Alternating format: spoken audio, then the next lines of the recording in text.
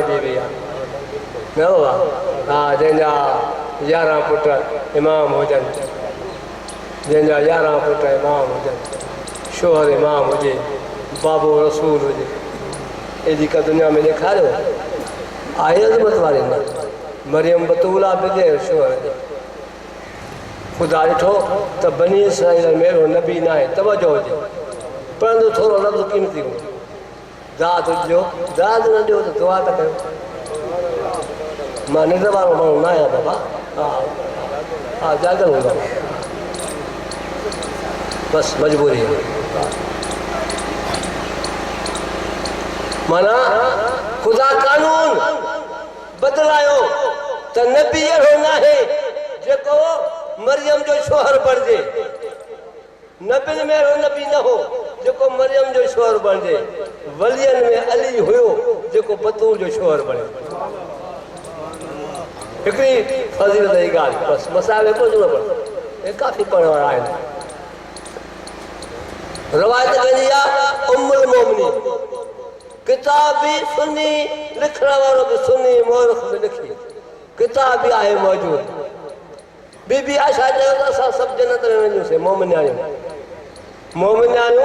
मोमिननि सां गॾु जन्नत में बीबी आयशा चए वेंदासीं मां बि रसूल जो हरम आहियां मां बि रसूल सां गॾु जन्नत में वेंदमि छा चए सुन्नी किताब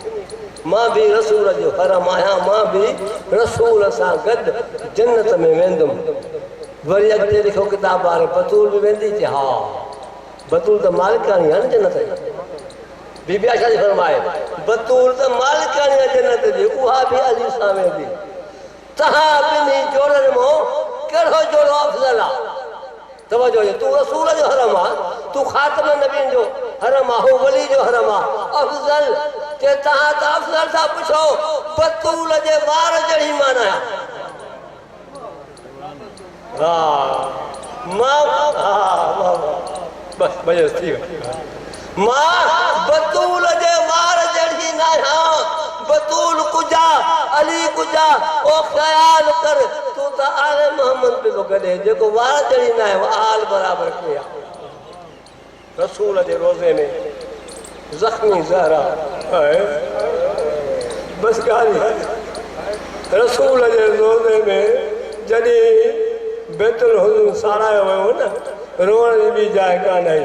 रोज मगरिब जे नमाज खां बाद में रसूल जे हरम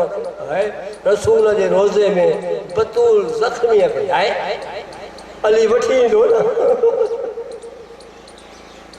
अली भी आईंदो सरदार तोखां मालूम है मुंहिंजो हाल जो मूंखे एॾो मज़लूम बणायो थो जो ज़रा ज़ख्मी एडी जख्मी आ जड़ी तो जी ओढ़ी ना है वडी जख्मी आ अज़ादारो ये मौला अली अलैहि सलाम रोई जहां बोले अज़ादारो ये मौला अली रुनो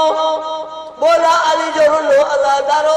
ये ज़हरा मौला जो मोरन जो पानी खयो तवजो मोरन जो पानी कजी पासे वाले जख्म के लाते बाजू वाले जख्म के लाते अली दिस बतूल शादी करे के हा खुदा कुरान में फरमाया मजलूम जे गोढ़न जो पानी शफा हो अली तो जड़ो मजलूम कोने मां तुझे गोढ़न जो पानी जख्मन में से लाया अल्लाह अल्लाह हींअर जे साम्हूं